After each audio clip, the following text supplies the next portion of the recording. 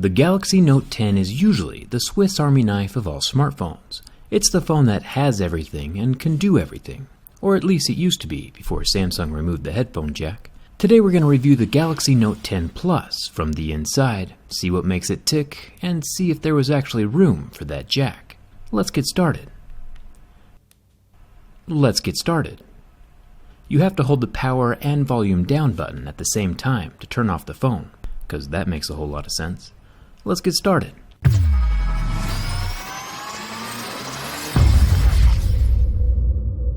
This video is actually going to be super interesting. The Note 10 Plus is arguably one of the most feature-rich smartphones on the market right now. To remove the vivid back panel, we'll break out the heat gun. The glass and metal sandwiches tend to all be built the same. With a glass panel, I do have to take special care not to flex the glass too much, or the whole thing might shatter. Once the adhesive is warmed up and softened underneath the glass, my suction cup can pull up and my razor blade and pry tools can slice through the adhesive that's holding the panel to the frame. It's a very tedious process.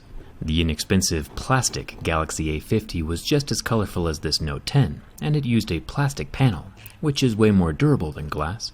One thing that makes this Note 10 even harder than usual to open up is the curve of the glass that wraps around the side portions of the phone.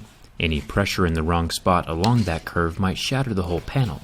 With enough time, patience, and a slight headache from looking at this flashy tie-dyed tech, we finally get the back panel to separate from the phone. The rear glass doesn't have any electronics attached to it. All the wireless charging is built into the phone body. To go deeper, we'll have to remove 14 normal Phillips head screws. Thumbs up to Samsung for not using proprietary screws. Once those are out, I can fold over the metal plate and unplug the golden battery connector. The wireless charging coil's plugged in right next to it.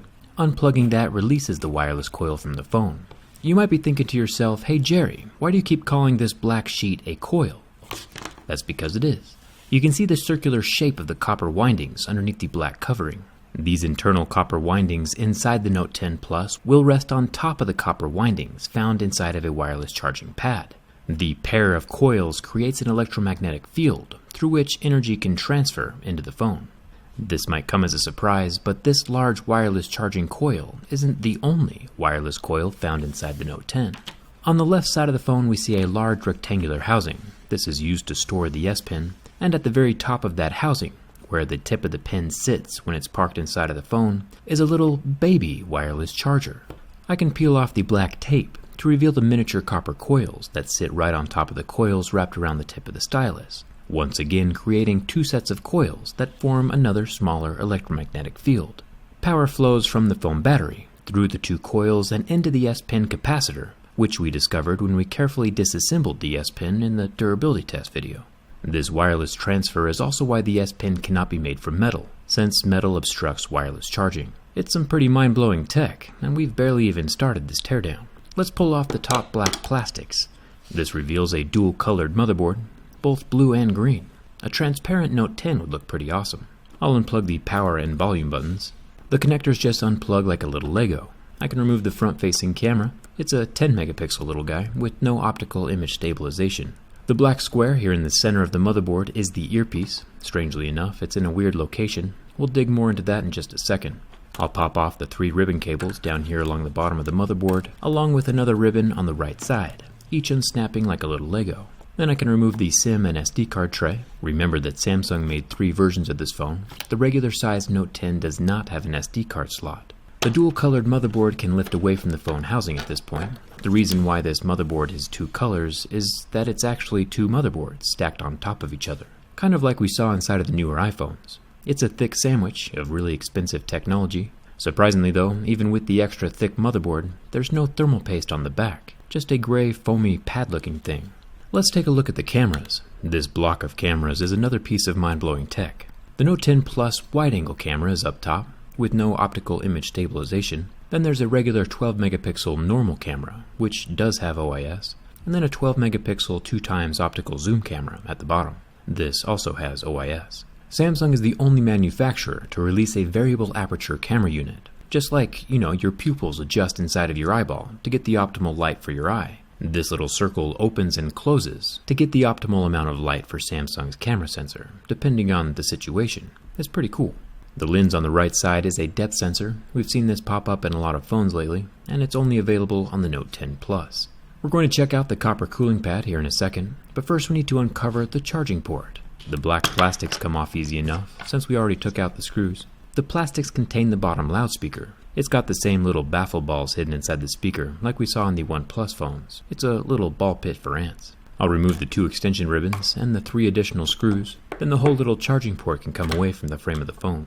With the Galaxy S10, this port was not replaceable, so I'm glad Samsung changed their minds and didn't permanently attach the charging port to the motherboard again. Another change is that now we have a square vibration motor. This probably contains a similar taptic feel that the iPhones have. And we also have the same water-resistant mesh over the speaker and microphone openings that we've seen inside the phones for a couple of years now. These help the Note keep water out for its IP68 rating. What about the question, is there actually room in here for the headphone jack? The answer is yes, there is always room. The circuit boards can be designed and rearranged however Samsung wants. Proof of that is here with the double-stacked motherboard. Stacking the motherboard allows for more room. They could just have easily stacked parts of the lower charging port board and added the headphone jack at the bottom, or stacked more of the upper board onto each other to make room for the port up top. Easy peasy. It's no coincidence that Apple removed the headphone jack at the same time they launched their wireless AirPods, or that OnePlus lost the headphone jack when they launched their Bullet headphones, or even the Pixel lost the headphone jack when they launched the Pixel Buds. And now Samsung lost the jack as they pushed their wireless Galaxy Buds. Coincidence? Absolutely not. Removing the jack coerces customers into buying additional technology from the same company who made your phone. Companies know this, and companies like this. Another thing companies do is make your phone harder to repair, so that instead of fixing it, you just go buy a new one. And Samsung is just as guilty as the rest of them with this permanently glued-in battery. Each bend of this battery as I try to remove it is super dangerous. The internal layers could pinch together and short out at any moment, causing a fire. You would think that Samsung would want to avoid exploding batteries and just add easy-to-remove pull tabs like Apple does, especially considering their history. And as the largest smartphone manufacturer in the world, Samsung should be leading the way with battery pull tabs or gentle adhesive, so that 1, I don't blow my fingers off, and 2, so that I can stop saying Apple has them beat in one area. That's more painful than losing a finger. The battery of the Note 10 Plus is a 4300 mAh. The regular Note 10 would be a 3500 mAh. Another mind-blowing piece of tech inside this Note 10 Plus is the super slim underscreen fingerprint scanner, glued directly underneath the screen. During my Galaxy S10 teardown video, I broke open the whole phone to show the insides and talk more about how this works. Today though, I'm going to keep the Note 10 in one piece, so hopefully it'll still turn on when I put the whole thing back together. Seeing the outline of the scanner with my LED light is pretty cool though. There are a few things left before we reassemble the phone. A water damage indicator sticker here next to the SIM card tray opening. And then we have the earpiece, which is strangely pretty far away from the actual earpiece grill location.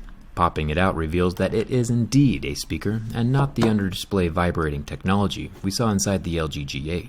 It looks like this speaker fires downward into a hollow channel between the frame and the screen. Then the sound is directed up towards the top of the phone to eject out the hole near the SIM card tray. There is also a super incredibly thin opening between the front glass and metal top of the phone. It's pretty hard to see since it's only 5 human hairs thick. I actually use human hair to measure everything, which explains a lot.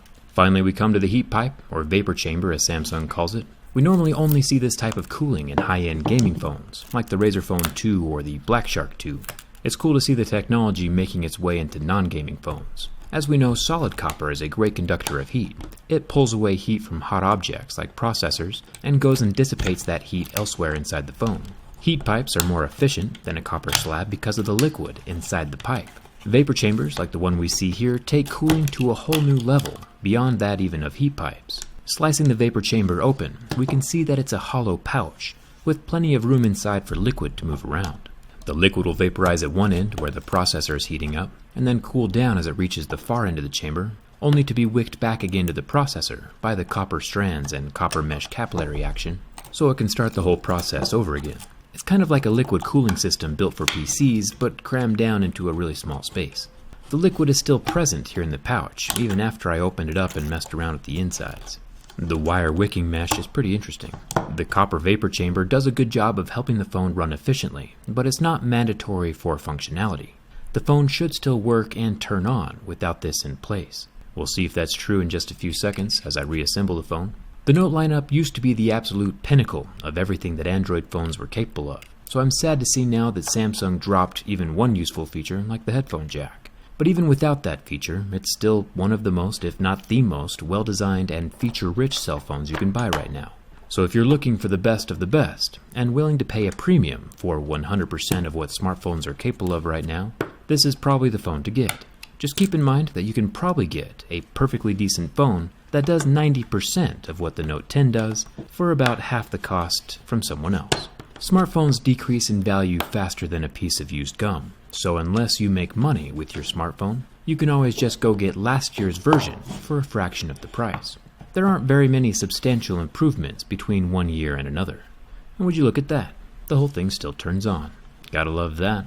The Note 10 Plus is a very tempting phone. I'll probably upgrade at some point in the future when there's a price drop or I can find a good deal. But for now, I'll just stick with my 2.5-year-old Galaxy A Plus for a little while longer. Hit that subscribe button if you haven't already. It's free, and you get to see the insides of every flagship phone, which is like, super interesting. Come hang out with me on Instagram and Twitter, and thanks a ton for watching. I'll see you around.